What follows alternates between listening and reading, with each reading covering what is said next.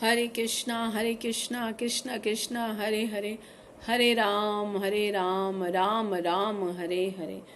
तो हम आज गीता की महिमा के लिए और कुछ कथा कहानी आपको लेकर आए हैं, जिसमें हम बताएंगे कि गीता की कितनी इम्पोर्टेंस है, गीता पढ़ने का आपको क्या क्या लाभ होने वाले हैं, क्योंकि बिना लाभ की आशा के हम कोई काम करते ही नहीं हैं। तो जब गीता की महिमा आपको पता चलेगी, गीता पढ़ने से किसको कितना कितना लाभ हुआ, तो आपको स्टोरी के फॉर्म में ये सुनाया जाता है। तो हम 4 अध्याय की आपको महात्म्य या गीता की महिमा हम 4 अध्याय की आपको पोस्ट कर चुके हैं। आई होप आप सबको अच्छा लगा होगा। तो उसके आगे की कड़ी हम आज बढ़ा रहे हैं। तो भगवद गीता के अंदर अर्जुन भगवान के बारे में क्या बोल रहे हैं, सबसे पहले हम ये जानते हैं। तो अर्जुन कह रहे हैं भगवान को, परम ब्रह्मा परम धामम पवित्रम परमम भवान पुरुषम शाश्वतम दिव्याम आदिदेव मजम विभुम। अर्जुन ने कहा, भगवान आप परम धाम, पवित्रम, परम सत्य हैं, आप शाश्वत, आदि पुरुष, अजन्मा और महानतम हैं। और साथ में अर्जुन क्या बता रहे हैं, नारद, असित, देवल, व्यास जैसे समस्त महामुनि आपके विषय में सत्य की पुष्टि करते हैं। अब आप स्वयं मुझसे इसकी घोषणा कर रहे हैं। यही नहीं कि सारे महान जो आचार्य हैं वो भी कह रहे हैं कि आप परम भगवान हैं, हाँ, और आपका धाम है वो भी परम है, पवन पवित्रम है। और तो आप ये सारे मुनि भी आपके सत्य की पुष्टि करते हैं, और आप स्वयं मेरे को ये बात बता रहे हैं। तो हे भगवान, जो आपने कहा कि मैं सत्य मानूंगा, सत्य मान रहा हूं। तो गीता के पढ़ने की क्या योग्यता है,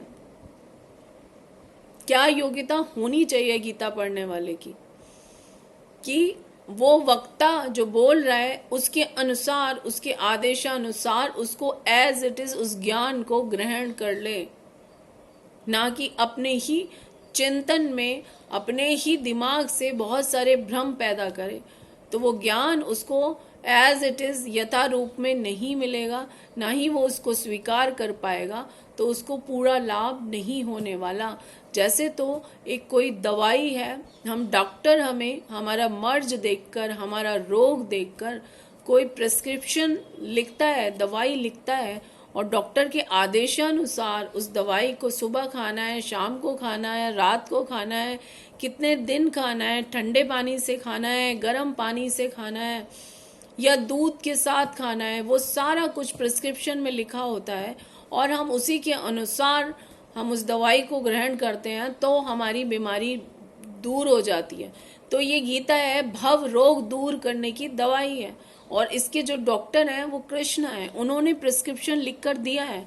ये प्रिस्क्रिप्शन स्वयं कृष्ण लिख रहे हैं, और स्वयं तो कृष्ण लिख ही रहे हैं, और उनके महान महान भक्त भी उसकी पुष्टि करें। नारद जी भी पुष्टि करें, व्यास देव भी पुष्टि करें कि भगवान कृष्ण ही परम पुरुषोत्तम भगवान है। तो अर्जुन ने भगवान को स्वीकार कर लिया पुरुषोत्तम भगवान के रूप में गीता पढ़ के। और परम धाम का मतलब है भगवान सबके आश्रम है, पवित्र का मतलब है वो सबसे शुद्ध है, भौतिक कलमश से अलग है। पुरुषोत्तम का अर्थ है वो परम भोक्ता है, वही मालिक है, वही कंट्रोलर है इस संसार के। तो कोई सोच सकता है कि अर्जुन तो कृष्ण के मित्र थे, तो वो तो बोलेंगे ही, भगवान की चाटुकारिता करेंगे ही।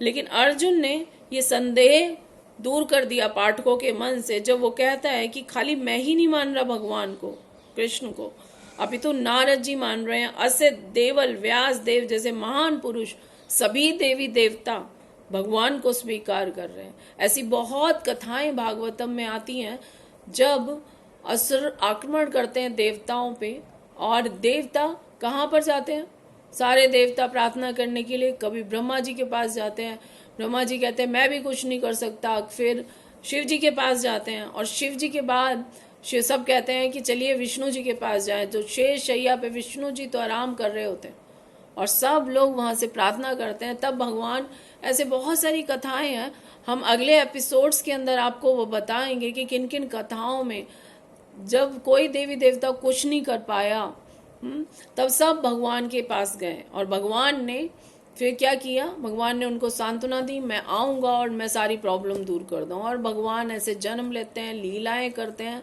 सब भक्तों को बचाने के लिए।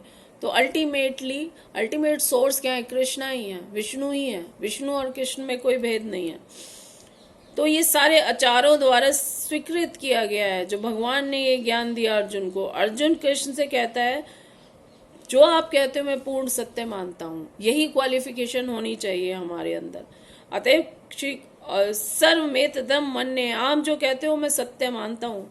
अर्जुन ये भी कहता है कि भगवान के व्यक्तित्व को समझ पाना बहुत अधिक कठिन है, यहाँ तक कि बड़े बड़े देवता भी उन्हें नहीं समझ सकते। अतः मानव मात्र भक्त बने बिना भगवान कृष्ण को कैसे समझ सकता है? वो नहीं समझ सकता, बड़े बड़े देवता भी नहीं समझ सकते। तो फिर कैसे किया जाए, कैसे संबंध बनाया जाए? हमें भगवान जो इंस्ट्रक्शंस दे रहे हैं, जो आदेश दे रहे हैं, उनका पालन करना है। भगवान को की नकल नहीं करनी कि हम भी भगवान बनने का प्रयास करें।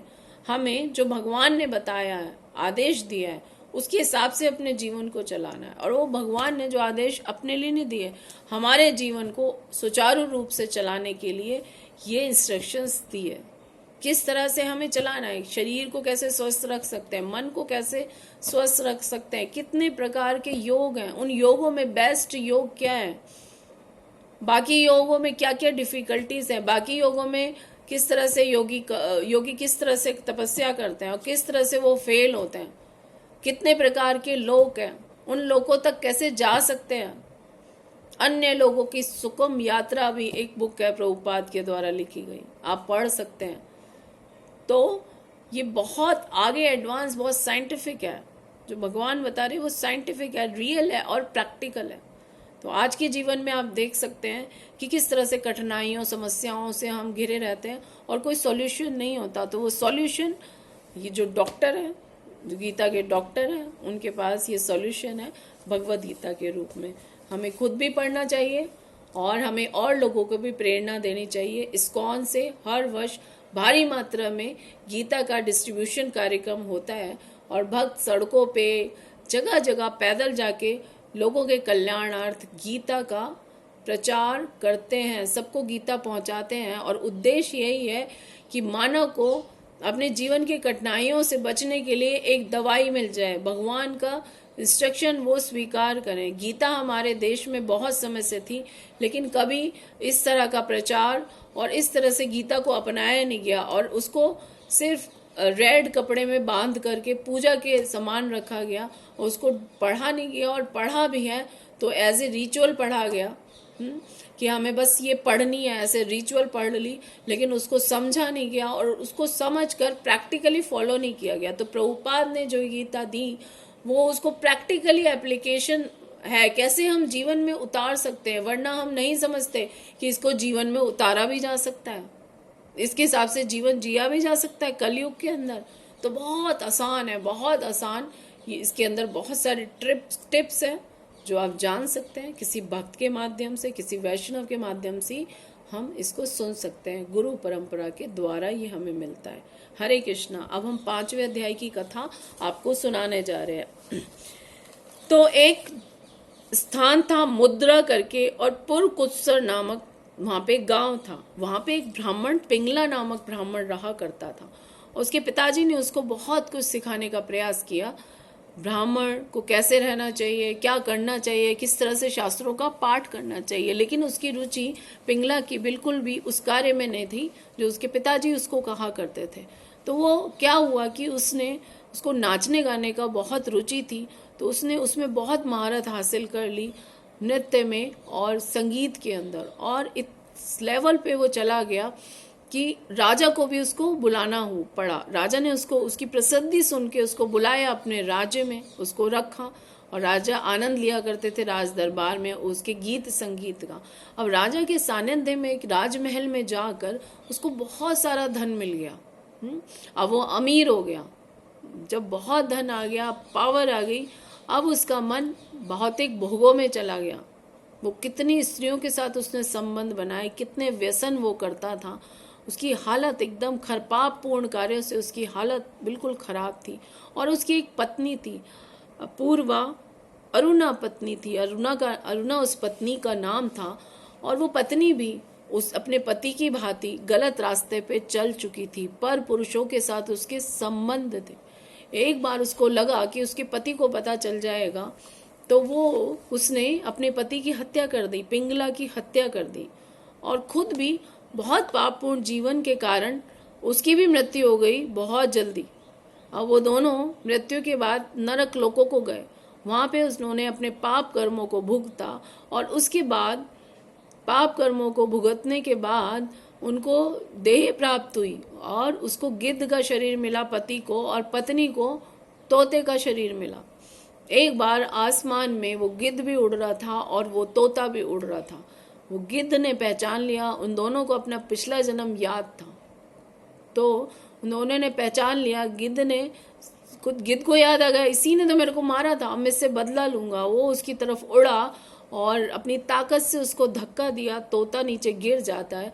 तो वहां पे एक खोपड़ी पड़ी थी किसी मनुष्य की, उसमें पानी भरा था, तो वो सीधा तोता उस पानी में गिर जाता है। और इधर गिद्ध को भी कोई शिकारी मार देता है, तीर से मार देता है उस गिद्ध को, और गिद्ध भी मर जाता है, और वो भी उसी खोपड़ी के पानी में जाकर गिरता है। अब वो शरीर छोड़ देते हैं। जब उनको ले जाया जाता है नरक में, तो वहां पे कहते हैं कि भाई इनको तो मोक्ष मिलेगा। बोले कैसे मोक्ष मिलेगा? बोले जिस खोपड़ी में मनुष्य की खोपड़ी में ही गिरे थे, वो कोई आम मनुष्य की खोपड़ी नहीं है।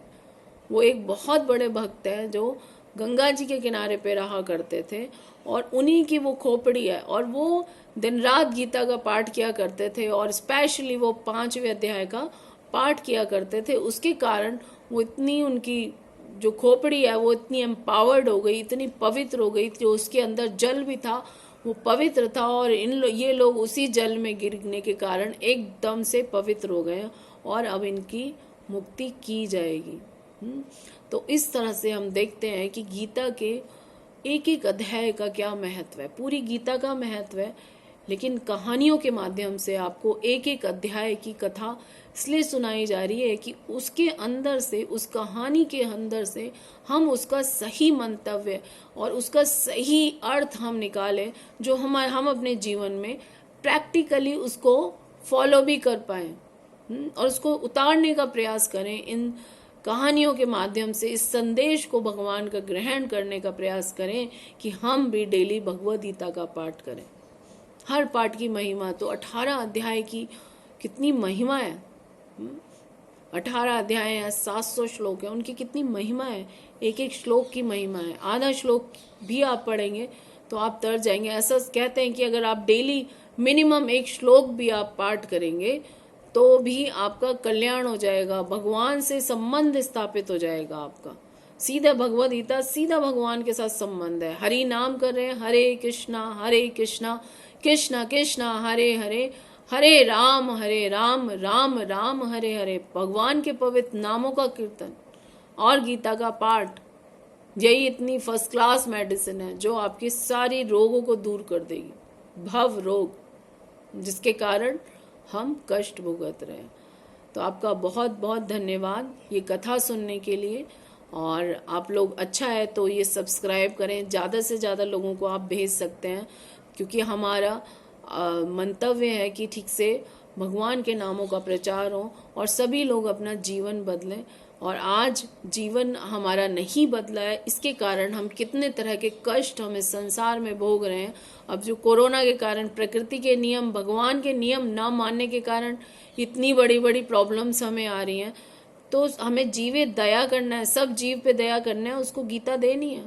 पहले तो हम खुद पढ़ेंगे और कन्विंस होंगे, तब हम आगे उसको दे सकते हैं। तो आपका बहुत बहुत धन्यवाद इसको सुनने के लिए। हरे कृष्णा।